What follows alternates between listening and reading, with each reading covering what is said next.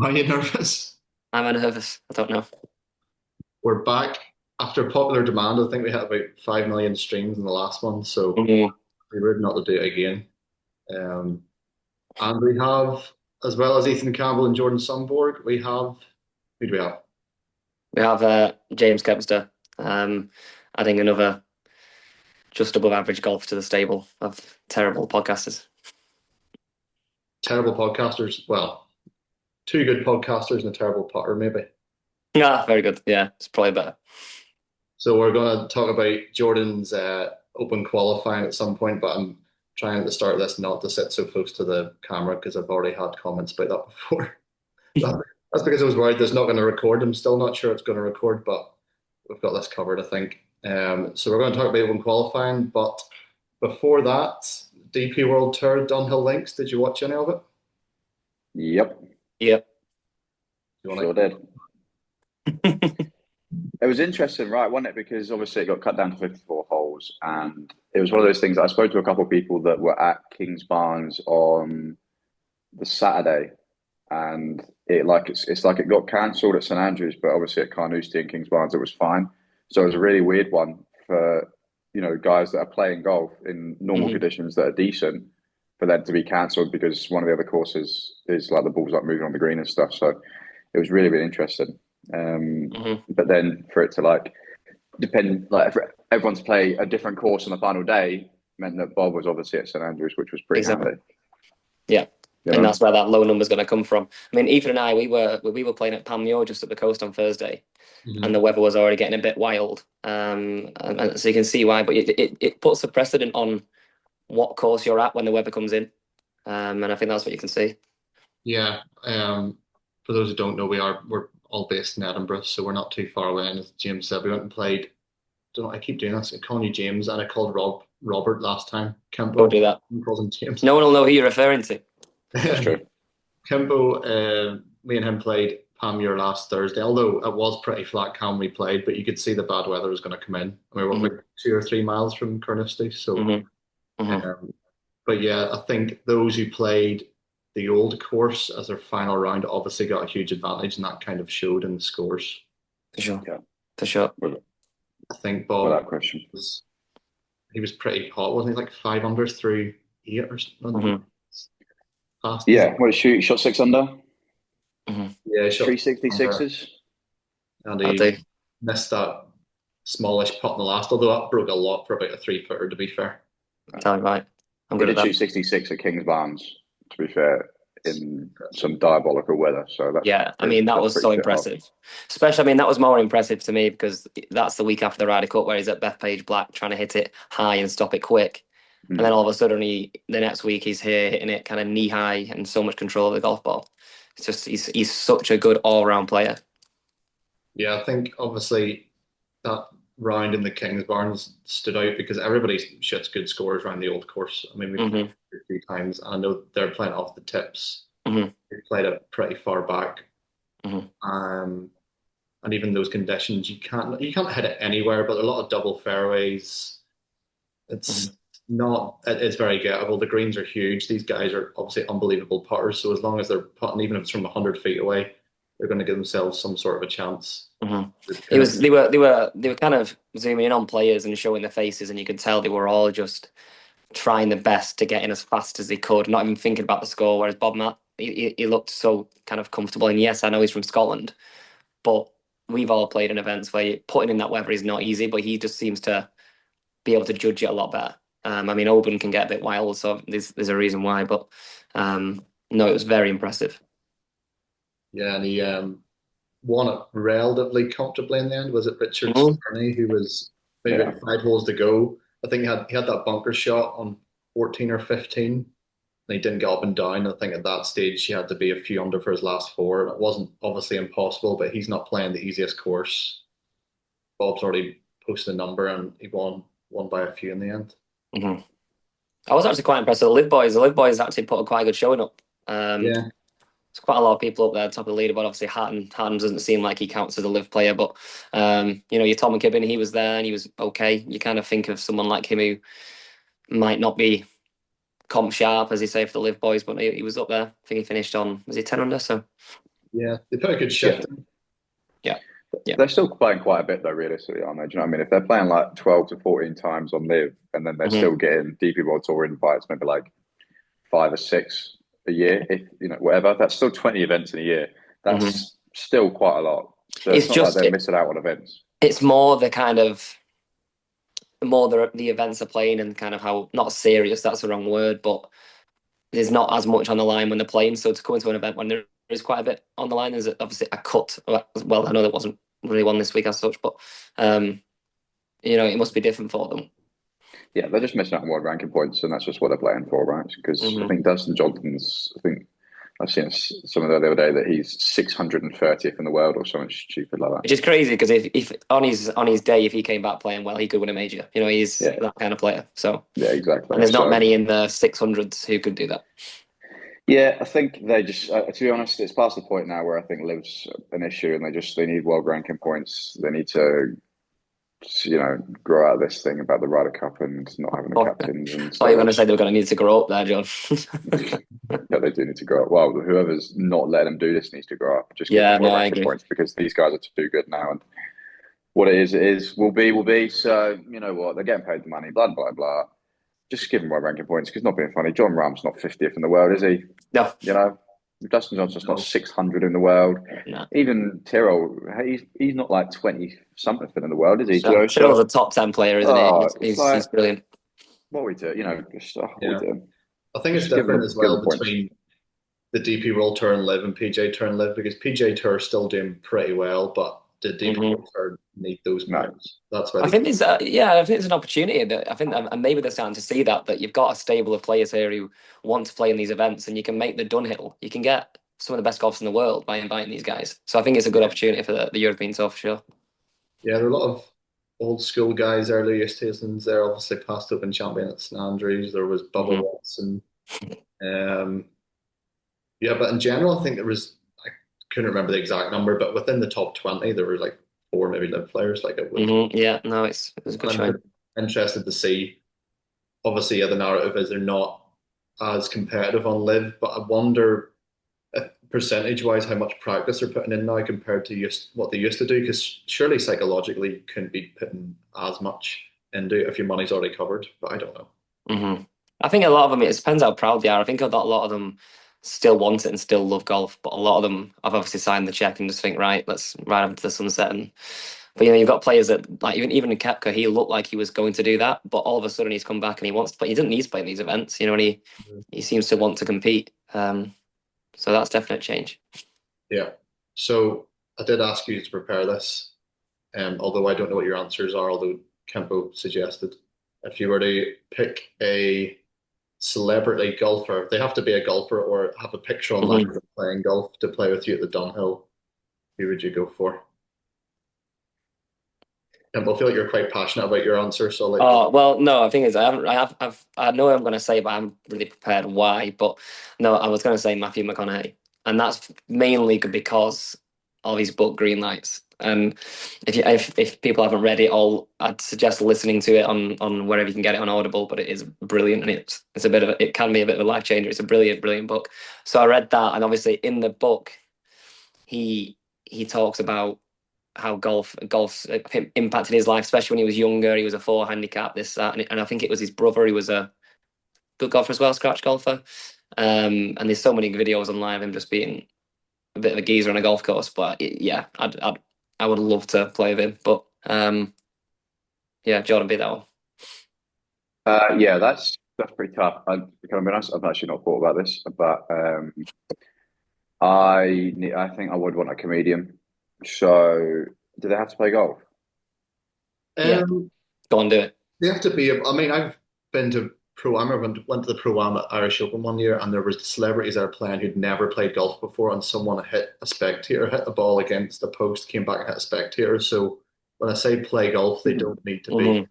The only one you can say is Peter Kay if you're going to do that.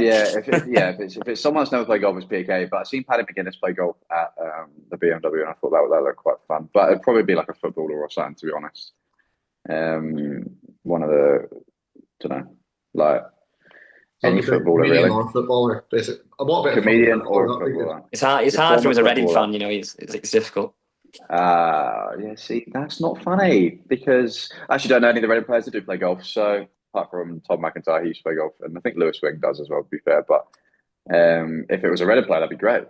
But the former footballers like JT and like Teddy Sheringham and stuff like that, that'd be pretty cool. Yeah, that'd be a good laugh.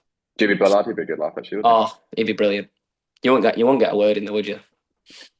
Well, it's just like speaking to you then. So that's fine. Hey, If I was to pick one, unsurprisingly, I would pick Matt Damon. Because Who? Who do you mean? What do you mean who? Matt Damon.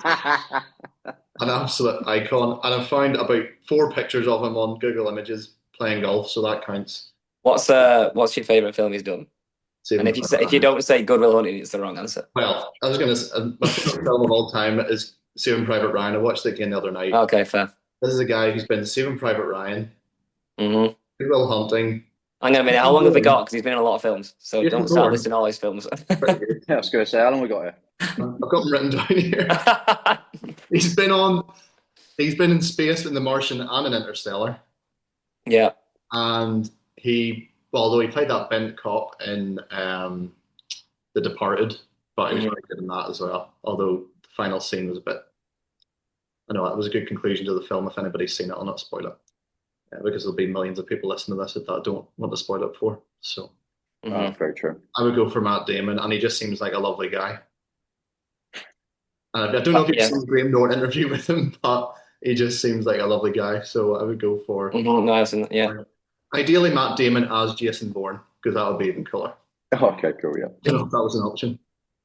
So you want Jason Bourne? Yes, I want Jason Bourne, yeah. But if Matt Damon, I'll take it. Very good. Great. So without further ado, we're going to get into the Open and Jordan's Adventure 3 Open qualifying, mine as well, because I played such a big role. and Campbell, as cameraman. Rob was supposed to join this podcast because he was there as well. So this was a good idea for a second podcast because we were all there at Open qualifying. Rob, to be fair, I think it is partly our fault, my fault, that he's not joined. He thought it was one time. It's probably slightly later. So he might pop up. So keep your eyes out for that. But Jordan, talk us through Open qualifying. What was your form like going into? I'm trying to think when the first stage was. Was it regionals? Yeah, so we played regional at Craigie Law, I don't know, what was that, 2 weeks before on a Tuesday, and it was blowing 40. It was so tough. And I hit some of the best shots I've ever hit in my life. I hit like a driver off the deck from like 250 on the 11th at Craigie Law. And I shot 2 over. I made up and down the last from a bunker from like 30 yards. And then it was a 8 for 6 playoff, so 8 people for 6 spots. We got split up into 2 groups of 4. And I was in the first group, and I was the only one to birdie the first. So straight through, got through into that spot, which was great. And then final qualifying came about.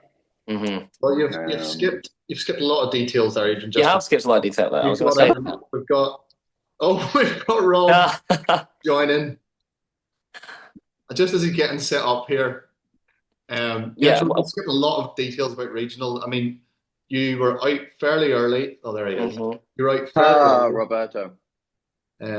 Actually, you know what? Before we go back to that, we'll get Rob to fix his mic, and he can tell us who his dream celebrity golf partner Rob, is. you're muted, by the way.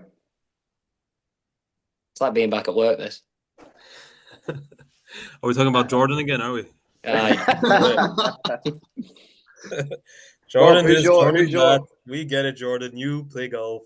Who's your dream partner for the Dunhill Championship? How controversial can we go here? Well, Ethan wants Jason Bourne. So. I want Jason Bourne.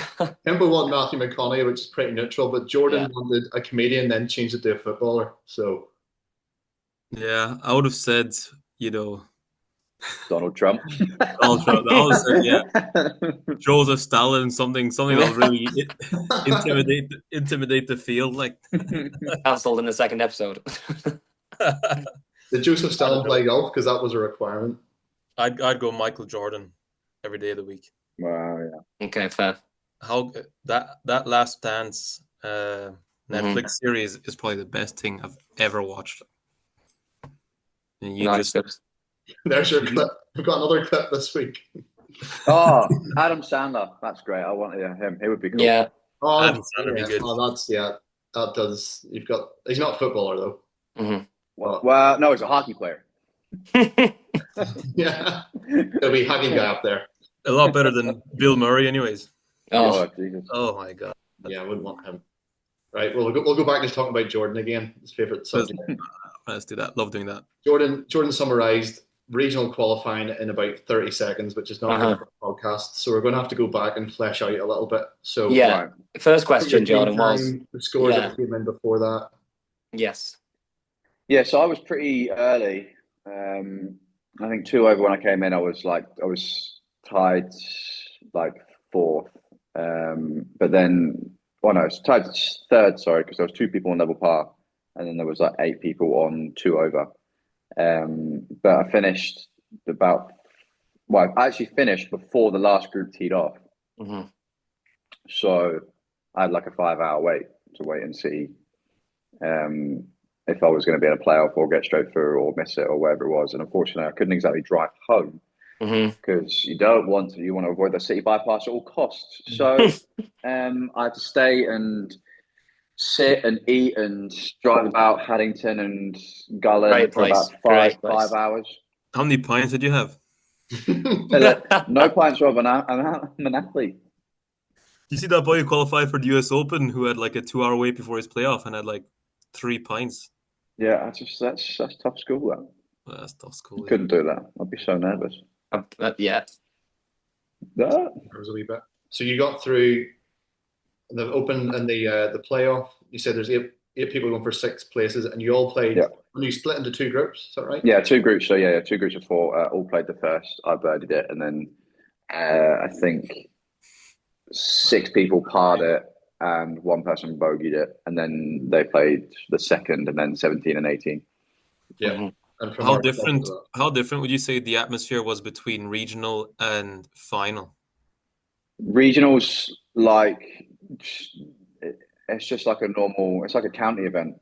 It's like there's a few referees. There's a place where you do your registration, your scorecards, but it's no different to like a normal pro event. To be honest, yes, there's a little bit of like atmosphere because it's got like the Open Championship boards, the Open Championship leaderboard, and just like the Open dotted everywhere, your course guide and your bag tag and little things like that. But yeah, it's a good atmosphere. It's pretty relaxed, I think, to be honest. But then you get to final and it's like intense, So you had a 2-week gap. I suppose we should also say that our good friend Archie Finney from Burgess also qualified at regional. He will qualify the playoff. Yeah, third hole in the playoff, I think, second hole or third hole. So at this stage from the Burgess, we had Jordan, one of the pros, Archie, one of the members who plays college golf in America, and then Cameron Adam, who had already through to final qualifying, although thankfully for Cameron, he didn't have to play final qualifying in the end because he just got straight through the got straight through to the Open by the Amateur Series Order of Merit, which was sick. Thanks for coming. So so final qualifying. 2 weeks after, I worked a full bank holiday in the shop on the Monday, a nice 11-hour shift, and then me and Ethan drove down, got to the Premier at about 8:30, had a lovely little fish and chips in a Premier Inn, had a good pint of tenants, and I think we woke up about 5 o'clock, ready to go for 36 holes. Glamorous lifestyle, isn't it? Wow. It's not the preparation you want, Rob, but it's like one of those things when your expectations are so low, it's almost like you're just there to have fun and enjoy it. Right? I think I met Lee Westwood. I think he said he did the same thing.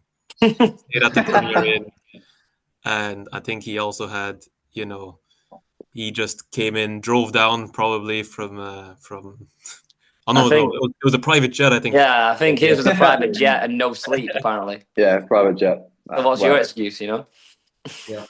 From playing the practice round on, was it Sunday you played the practice round? Yeah, I went down for a practice round on a Sunday night, just whizzed around 18 holes in about 3 hours because I'd worked the Sunday till like 2 o'clock, drove down, teed off at about 3, half 3, played a practice round, drove back, got back home at like 8, 9 o'clock on the Sunday, worked the Monday, and then drove back again down on the Monday.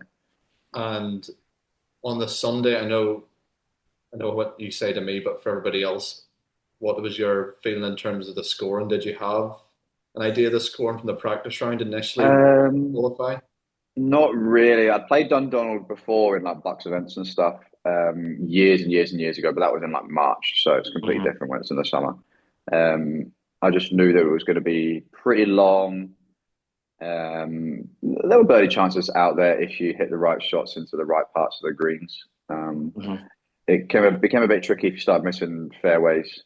The fairways were quite wide, but if you were missing fairways, then you're in trouble. Yeah. So we showed up, was about 5:30, no, about 6 o'clock at the golf course, was it? Yeah, about 6, yeah. And when did the nerves really set in?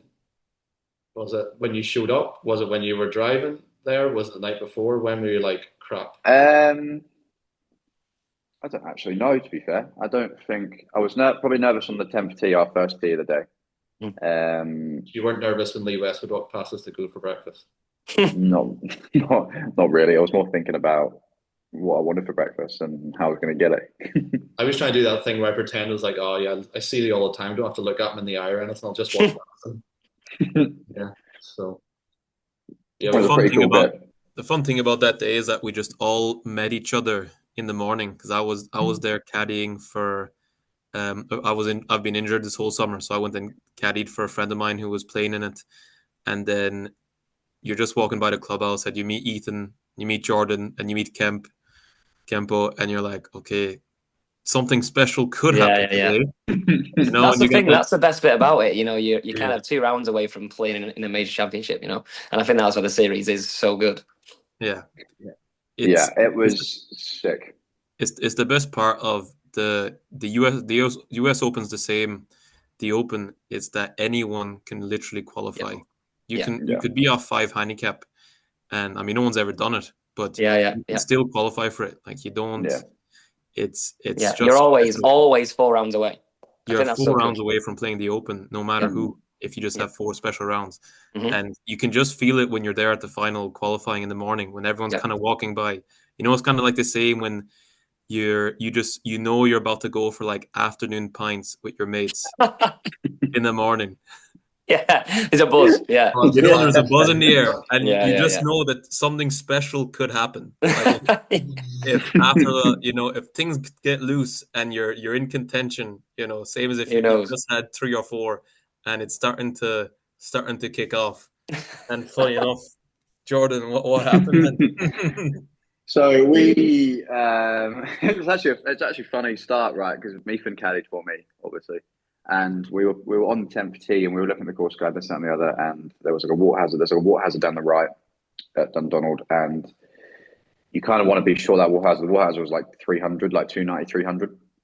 And I was like, right, we'll obviously wouldn't be left there anyway. So we hit driver, blocked it way right, was basically underneath a bush on the first hole, managed to kind of draw a lie, had a good swing, draw a lie, and then managed to hack this ball out to about 30 feet on the green and 2 putts from apart. And that's when I was like, wow, okay, I can settle down a bit now because Jesus Christ, I cannot believe we hit driver looking back at it because there's never a driver in a million years. Yeah, well, you hit driver off there. And at this stage, we're playing with, we should probably talk about your playing partners. You had Callum Tarrant. Oh, yeah, Callum Tarrant. He's played PGA Tour. He's on DP World. And my good friend, Joe Bryce, who's based at Bathgate. I've known Joe a long time. Played a lot of golf for him. So that was actually quite nice to play with someone that can like settle you down and just like it almost takes it to like a normal level. Because you play with them loads. So yeah, par the first. Then the 11th at Dundonald was like a little short par 3 into wind, hit gap wedge to 6 feet and then hold it, and then it all just kind of kicked off from there, which was good fun. You were 2 under 3-3. You birdied the next, and at that stage, Yeah. Even I wasn't like, I mean, you play the game enough, you know that 200, 3-3, anything can happen after that. But I wasn't like, oh, here we go. Or I just thought maybe that was going to be the norm for the day. Hmm. And then you got to, well, what were you for the front nine? Well, we got to 15, and then 15's like a long par three. It was like into wind. It was like 210, 212, whatever it was, and I hit. I pull thinned a 5-iron because the flag was on the left and I was aiming right. I pull thinned a 5-iron to about 2 feet, which was pretty lucky, to be honest. And then got all the way to par 16, par 17, got all the way to 18, hit driver, laid up. I don't know what the yardage was, but then hit like a pitching wedge just left the flag because the flag was back right, like next to the stream. And then hold it from like 15, 16 feet for birdie. So turned in 4 under through 9. And then when you walk off the 2 greens, so like you got 18 green and then 9 green. When you walk off the greens, the scoreboard is there right in front of the clubhouse. So it's pretty cool to walk off that and see my name at the top. Well, that was. But we'll just talk about, because your name wasn't on it just No. yet either. Well, can I just? So I arrived when you should have been on about your 3rd hole, but I didn't do my research, and I thought you'd teed off the 1st. So I was kind of walking around the front 9 for a good 45 minutes, trying to work out who was where. Of course you were. And then I finally asked someone, and they said, right, no, he'll be coming back to the front 9 now. He's even the 10th. So I looked at the leaderboard, and you were 2-3 under, and it had updated. It wasn't updated. This is why it was confusing to me. It wasn't updated. So I knew you'd made a good start, but I didn't. So you had a bit of a technical issue with your scorer. And when I finally found you, I walked over to Ethan, and Ethan said he's 5 under, and I was like, hang on a minute. He says you're 2 back there, but obviously I hadn't updated. So you were leading by that point. I was leading by that point because then we got to the first, played the first pretty nice, played the second pretty nice. Then we got to the third, and the third's like a par 5, like a river, like a stream running all the way down the right, bunker on the left, pretty reachable. I hit my driver into the stream. One bounce in the fairway, nice little big slice, one bounce into the stream. But took a drop, hit 3-iron to just on the back edge of the green, and then 2 putted for my par. So that's when you kind of think everything's kind of going your way, right? Yeah. You've just lost the ball and you've still made par. So it could derail you. That's the kind of thing. That's why I think you were kind of taking your stride. That could very easily have derailed someone who was really nervous anyway. Yeah. But you've obviously just been able to, obviously with Ethan as well, obviously been able to take that in your stride and hit another good shot. Yeah, for sure. And then we got to the next hole, which is my birdie on the front 9 hit. It was like a long par 3. It was like maybe into off the right or just off the right. Hit 5-iron to about 15 feet again, and then hold it from there. And then that was nice. Mm-hmm. That was 3 2s in one round, which is pretty cool. And then I don't think anything special really happened on the last 6 holes in the front 9, to be honest. Well, that's because, and at this stage, because the scores weren't really, I didn't look at the scores at all on my phone when I was carrying for the first round. And as you said, the score were technical issues, not because Callum Tarn walked out. He was not well at all. So he retired on that 15th hole after watching Jordan pull thin it to 2 feet. That was the last stop. Then he started being sick.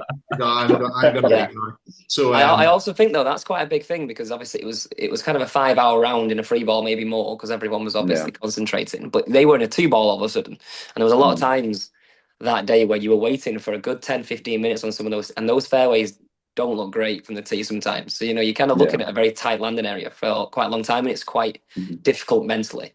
So that didn't help either. No. So we finished the 9th, and we were. You went to do your score. I think at that stage I knew, looking at the board kind of over your shoulder, that you were leading. And then our good friend Dean Robertson, coach at University of Stirling, was speaking to us, and he was very calm and poised, speaking to Jordan. As soon as you left, he gave me a good talking to and says, "Ethan, don't you let him think about these things. Get an open, open his head. As soon as he starts thinking about that, get it back out of him again." So, but it was a very impressive first round, and I didn't realize this until we were driving home later that day, that you didn't miss a green that first round. Yeah, 18 greens in the first round with a lost ball. So in a 7,200 yard links course, that's quite impressive. I thought it was wrong, and then he had a bunker shot, and it was for eagle. So I was like, no, he did hit, because it was must have been the 5th par 5. Yeah, the par 5, yeah. So Yes, That's why I thinned it and it came off the bank. I mean, I think this is a part where me and Rob and Kempo can add some insight. Is the break in between Lunchtime. Oh, time? Rob, you take us through it. unbelievable. Lunchtime was funny. So I'm refreshing the live scoring all morning, and Jordan's stuck on 300 through 6 because obviously they had technical problem with his Took on the phone. hole for a long time. And the first time, then I saw a leaderboard through like 15, and from afar I saw like what I was sure was Sundborg at the top of the leaderboard. I was like, oh my god, he's doing it. And then I got closer, and it was Jesper Sandborg was leading. Help him, was it? I was like, oh yeah, no, it's too good to be true. Jordan leading, yeah, okay. So we come in, and I meet Ethan downstairs in the locker room, and I'm like, so did you guys finish all right? And then Ethan was like, yeah, 5 under, and I was like, 5 under, like leading 5 under. No. Ethan was like, yeah, 5 under, and you were trying to act cool, Ethan. That doesn't sound like me. But your eyes were jumping.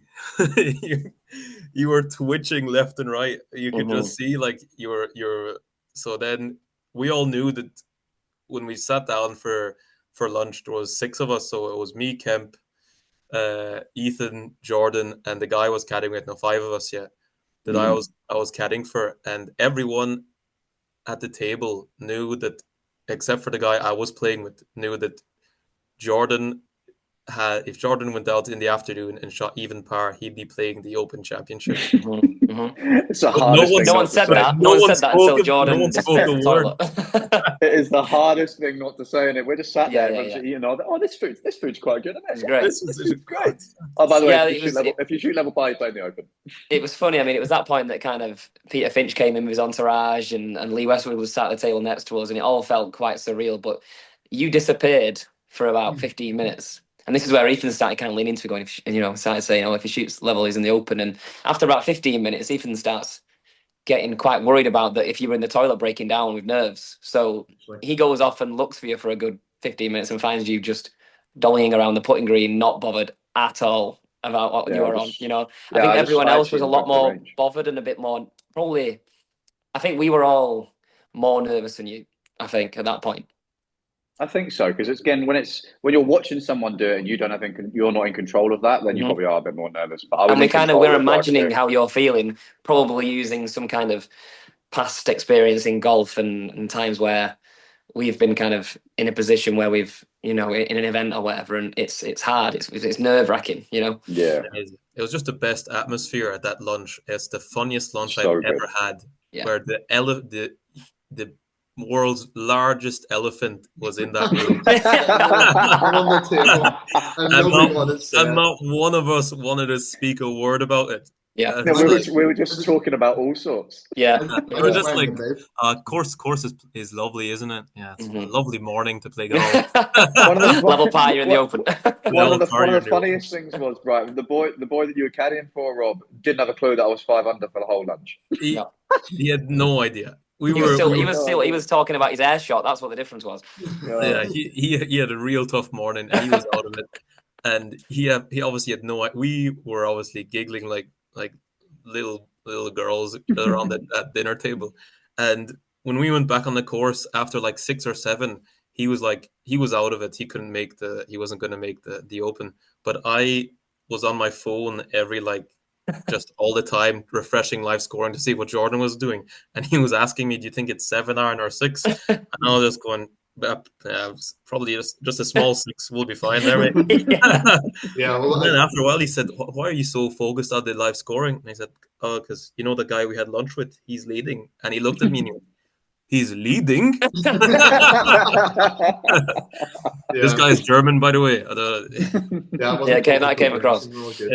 After I was so nervous, and you're right. I was like, maybe he's just went to the range or something. So I went down the range, and there's like 20, 25 people watching him warm up. I was nervous. These people. Never mind. I think that's when it became real. When we got to the first tee, and there was a good 30, 40 people on the first tee.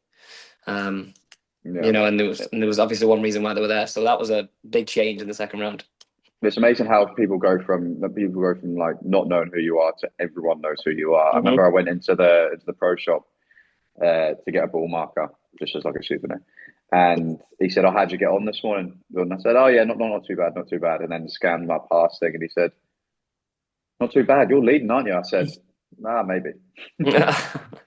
And then we went to the putting green and on the first tee, and yeah. Are you thinking yourself, because we're obviously all thinking it deep down inside, but not saying it. Are you thinking it yourself on the first tee? If I shoot level par here, I'm probably playing the Open Championship. I don't think so. I don't think I was, because I was always thinking, right, so I've shot 5 under. There's a couple boys that have shot 4 under. There's loads of boys that have shot 3 under. So now I'm thinking it's going to have to be something. It's probably going to be something similar, right? So you can't just be happy with 5 under and think, because boys that are 3 under can shoot 5 under, right? Yeah. So it's like 5 under I was like thinking to myself, okay, we'll just play one shot at a time, see where it gets us. Because I was so focused on one shot at a time in the first round, and obviously it worked really well. And then it's easy to like say just to hit one shot at a time, but actually to do it is really, really tough.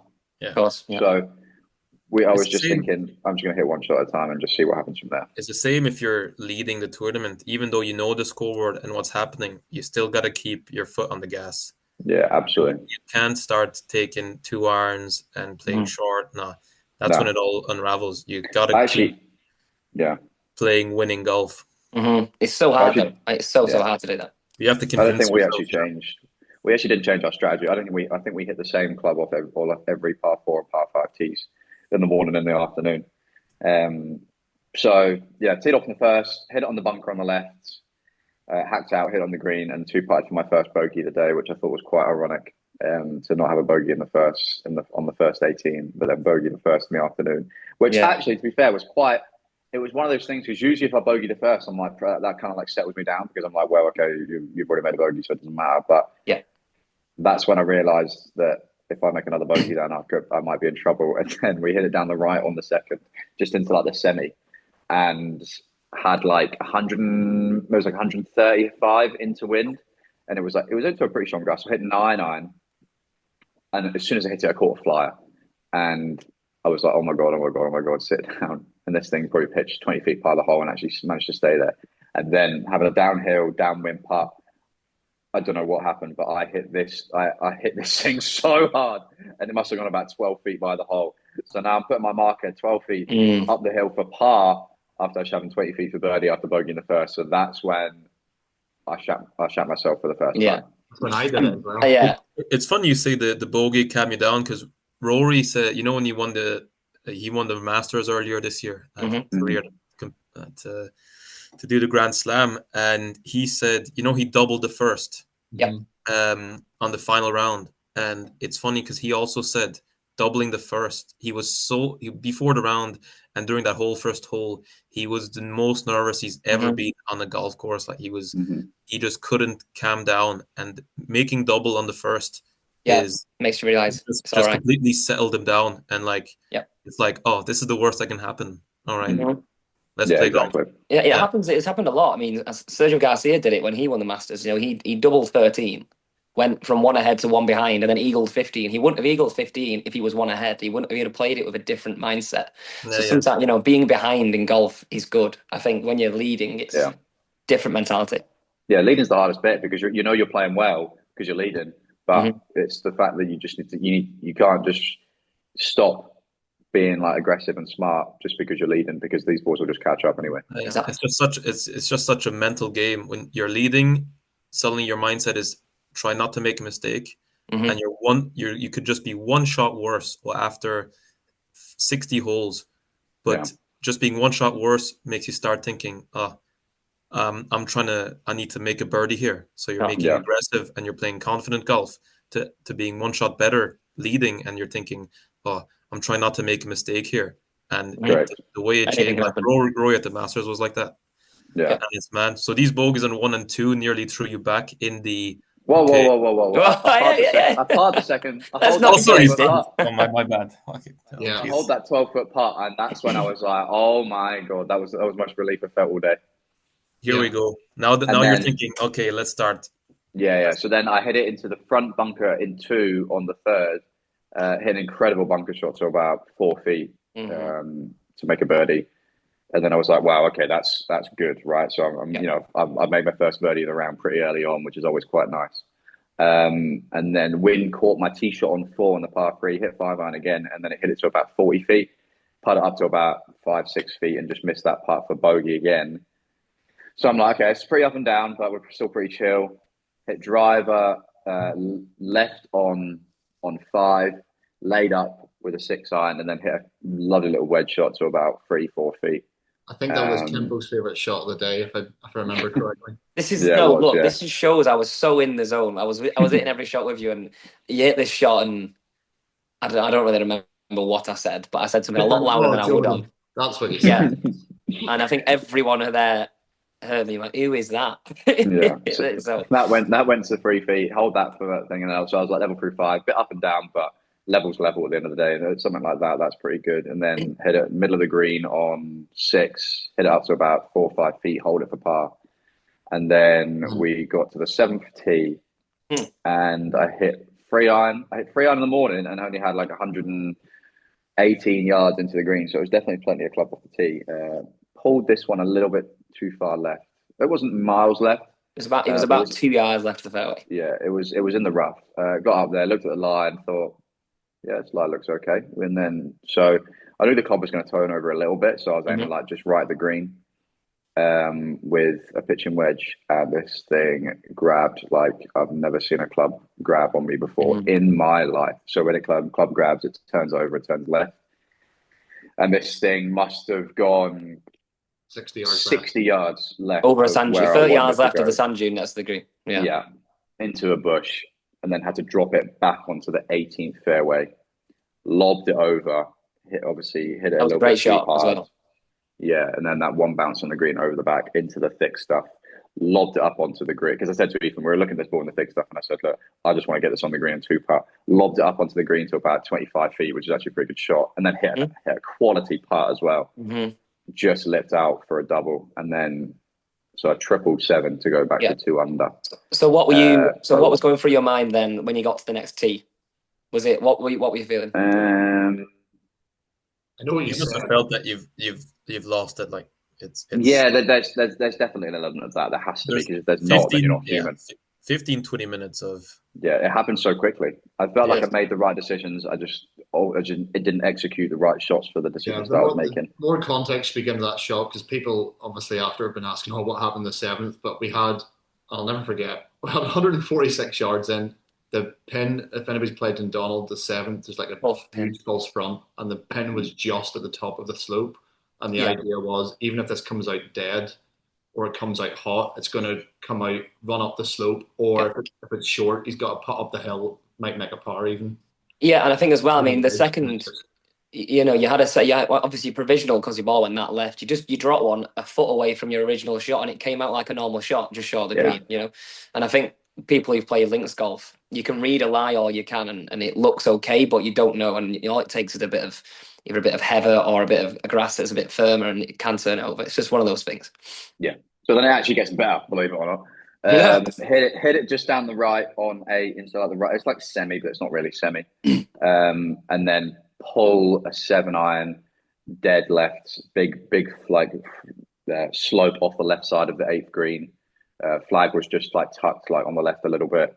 So then had no shot, chipped it up, actually hit a really good chip to about 10-12 feet. Missed that. And then 9 hit a good drive just down the right hand side, pretty similar to what I did in the morning. And then hit this shot. It was like down off the left, hit this shot, this wedge, and then it just got knocked out of the air. So it kind of went up. And then as soon as it hit apex, it just got knocked down straight down into the front bunker. Not really much of a shot, hacked out there to about 20-25 feet, and then 2 putts for my bogey. So suddenly I've gone from 5 under to level par in 3 holes, and I've never felt as I don't know what the word I'm looking for is, but weird. And having the walk between the 9th and the 10th, you have to cross the 18th and the 1st as well. Yeah, it's like a congregation area. There's loads of people there. I've never heard so many people in my life saying, "Oh my god, he's back to level par. He's back to level par," and that was the toughest bit, I think.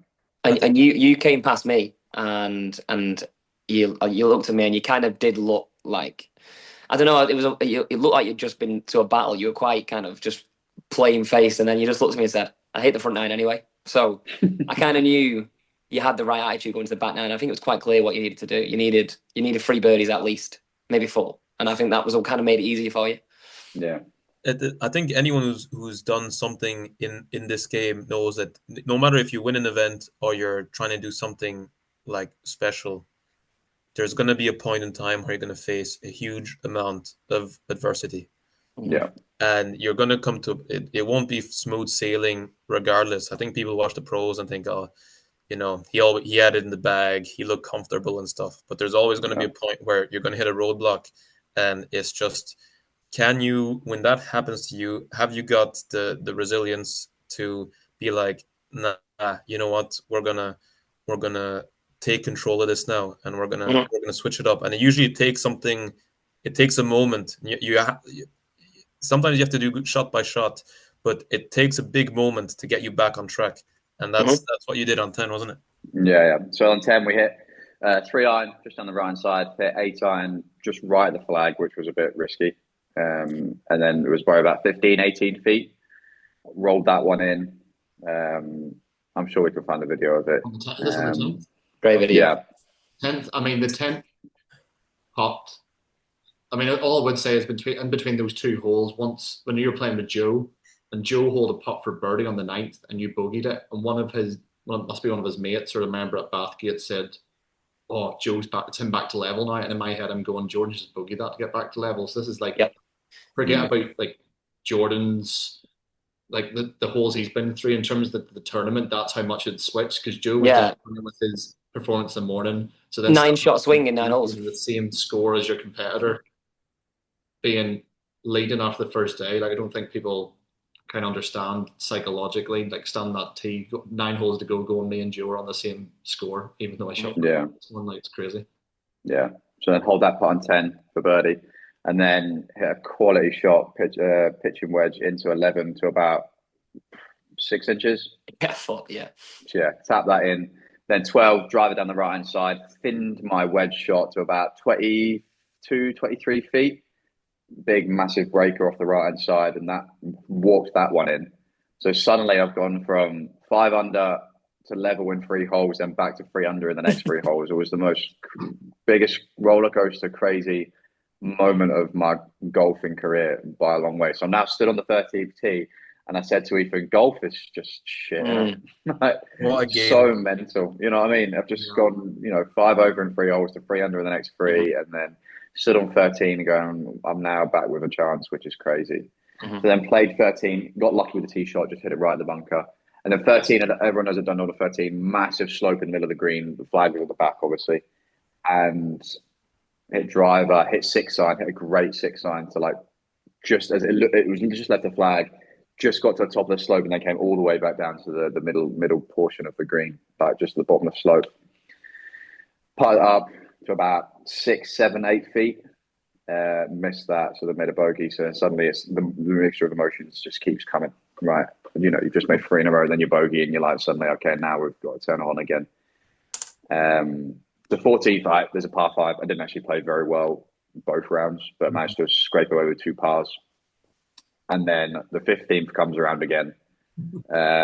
Actually hit the shot I intended in the afternoon, but I hit one more because it was a little bit windier. And then hit 4 iron about 30 feet right at the flag. And it was like a 3-foot break, hit out to the right, ball came back in and went straight in. And it's probably the biggest fist pump I've ever given in my life. Because I was like, I've got 3 holes left, and I've got a serious chance. Because I was looking at the leaderboard, throughout the whole of the second round and stuff. Well, Joe went, whoa. As soon as you hold that putt, Joe went, whoa, like, out loud. Everybody could hear him, because people realised all of a sudden he's back in it again. And I mean, you're talking about fist pumps. There's a lot of embarrassing videos out there of me doing fist pumps this whole round, by the way. Jordan's fist pumping, fair enough. Your caddy fist pumping, that's slightly different, but definitely fist pump that one. Yeah, that was the biggest fist pump I've ever given on a golf course, because then that's what I was like, shit, no, now we've got a couple. There was no like real tough holes, because 16 was like a little bit downwind, 17 was downwind as well, and then 18's par 5. So I was like suddenly thinking, right, I'm finishing on the right side here. 16, drive down the left hand side, pulled whatever it was, a 6 iron, way left, just off the green, like 40 feet, 50 feet. just off the green, putt it up to about 5-6 feet, and then hold that for par, which was massive. And So 17 comes around. You're sitting on 3 under now.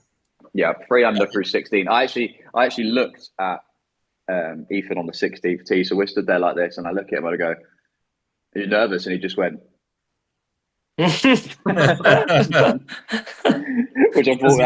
thought was actually really funny. Because you're probably thinking at that point, I don't know if you're leaderboard watching, but at that point it looked like 4 definitely had a huge chance. It was one of those things where, but you needed to get to 4. Yeah, it was like 3. There was still a chance for 3. 4 was pretty good. 5 was nailed on. Yeah. So yeah, played 16, played 16, and then 17 hit my 3-iron down the right. Hit it in the right semi. I think we had like 195 downwind off the left. Hit 7-iron, and it didn't jump. It was just one of those lies where it's in the semi. I mean, looking back, you go, "What, 7-iron was a big ask," but that was sitting up. You've always got to play for that though. It's downwind. Yeah. All it needs is one firm bounce, but the course was playing at that stage a bit softer, so this thing just came out floaty instead of fly. Yeah, blame that one on the caddy. Blame that one on the caddy. Yeah, the caddy's fault. Yeah. Must have been about 15 yards, 10, 15 yards short of the green, and put it up to. It wasn't actually a bad putt. It was about 8-9 feet. Yeah. And then hit this putt and it just lipped out. And then as soon as I see that ball lip out, I thought, "Oh my god, there we go. That's it." It's such a strange situation, though, isn't it? When you're coming up, you got that 8-foot putt, and the shot in the fairway, and you're like, but in your head, it's like 3 might get in, 4 looks pretty good, 5's definitely in. So you're kind of counting like, do I want to play conservative to be at 3, but then you might get kicked out. But then if it ends up being 2, you've lost it, but 4, you're in, but that could be out as well. Like so many things can still happen. It's so hard to just be focused and just hit a shot. There's so many things are going on. Westwood, who I mean, jumping to the end here, but he ended up leading the qualifying. But he doubled a par 5. He didn't play that well in the morning, so this leaderboard was going up and down, even the really well established players. And the likes of Hidalgo got it up there to about 7 or 8, didn't he? Yeah, Jack Senior was up there, I think he got to 7 or 8 under at one stage, and he didn't qualify. So this is how much it was changing throughout the day. It was changing big time. And then we missed that putt on 17, lipped out, gutted, got to the 18th tee, and obviously we were way on every tee because we were 2-ball. I sat down in the dunes and I was like, shit, like that was my chance. And then Ethan said, "Come on, and let's finish strong here." Pulled the driver, must hit the best drive of the day, went absolutely miles, and then had 267 flag over a river, wind off the left.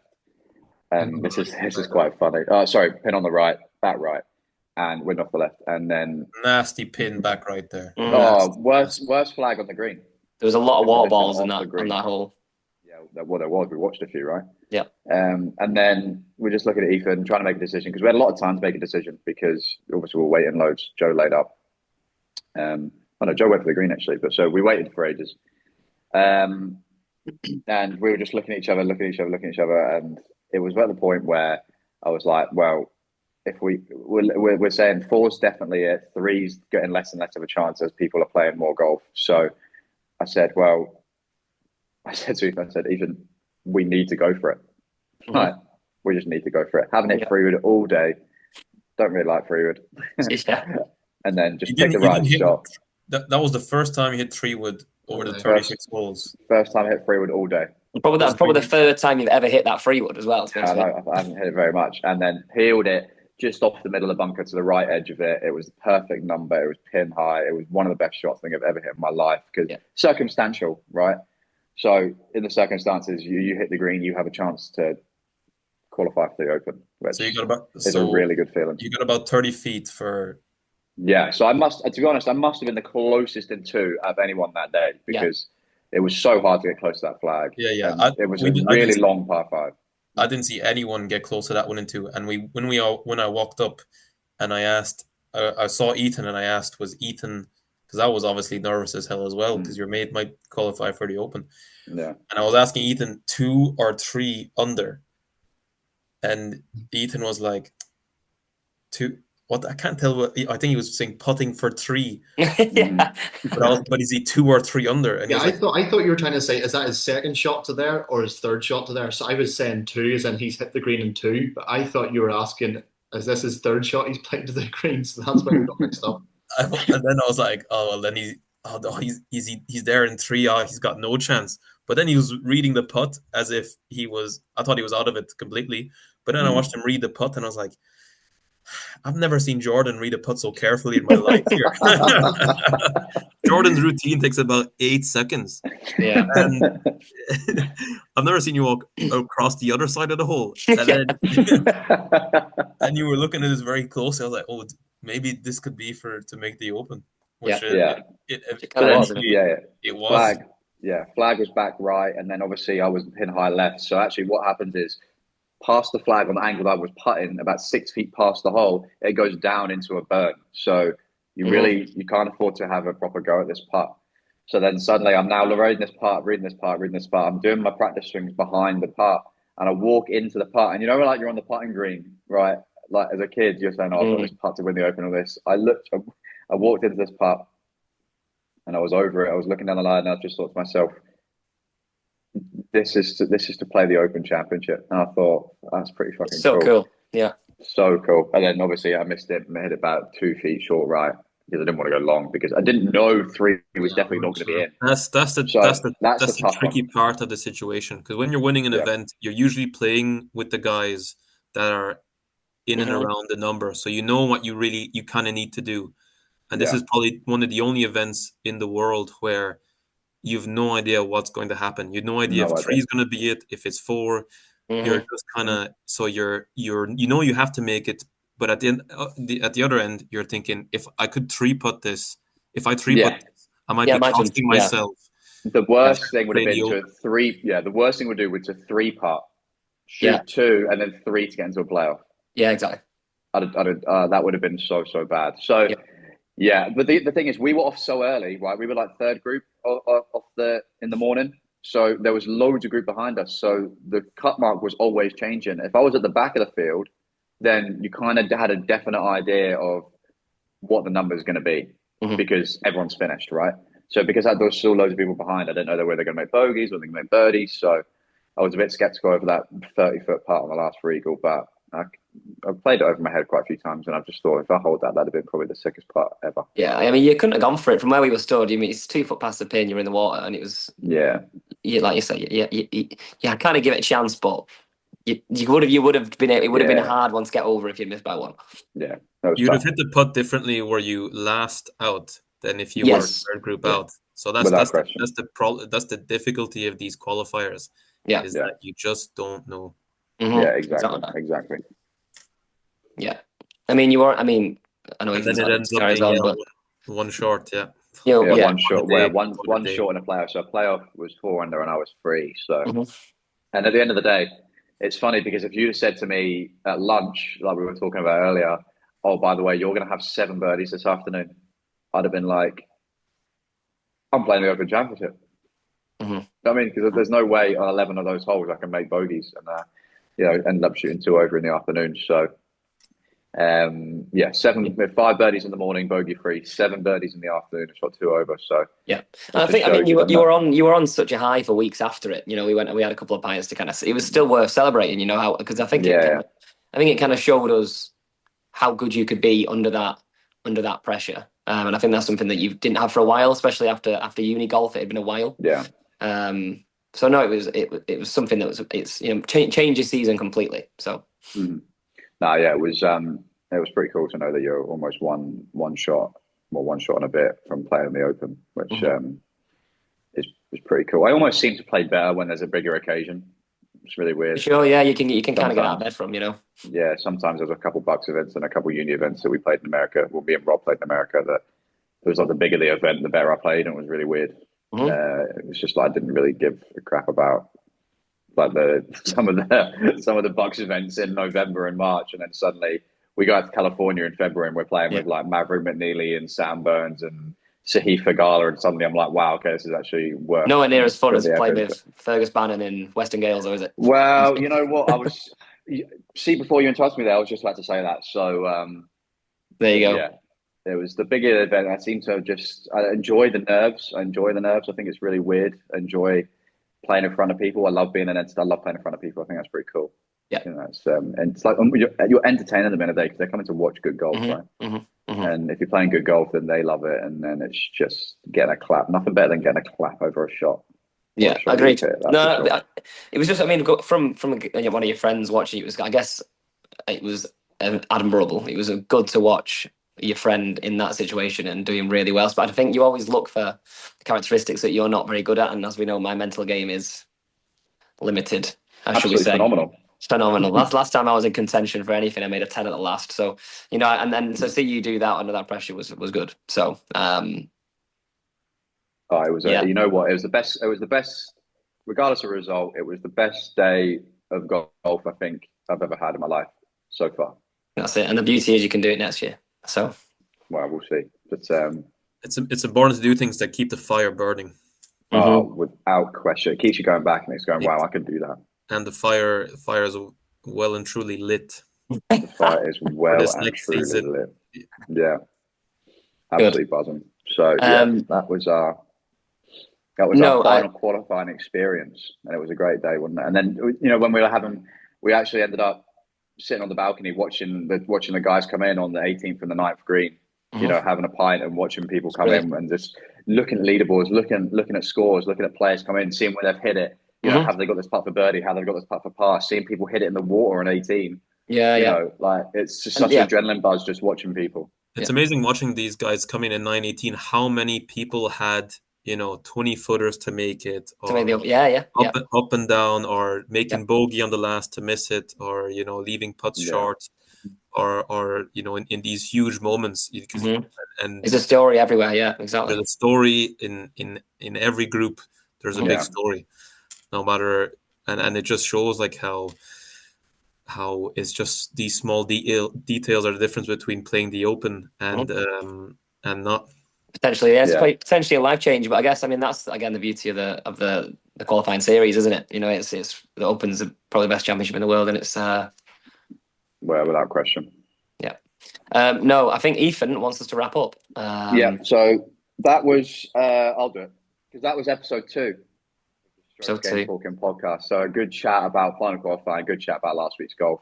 And not one mention of strokes gained, which is not one mention of strokes gained. Sometimes that's for the best. That's what it's all about. But good to have a chat about that. And I'm sure there'll be many other stories we can chat about in future episodes about things that we've done as well. So really good. Good to get all 4 of us onto the podcast. We'll have different special guests coming in the future. We'll be doing podcasts like this, talking about DP World Tour, talking about Live Golf, talking about PGA Tour. So stay tuned. Make sure you subscribe, follow us on Spotify, follow our TikTok, follow our Instagram, and we'll see you on episode 3. Cheers, guys. Cheers, guys.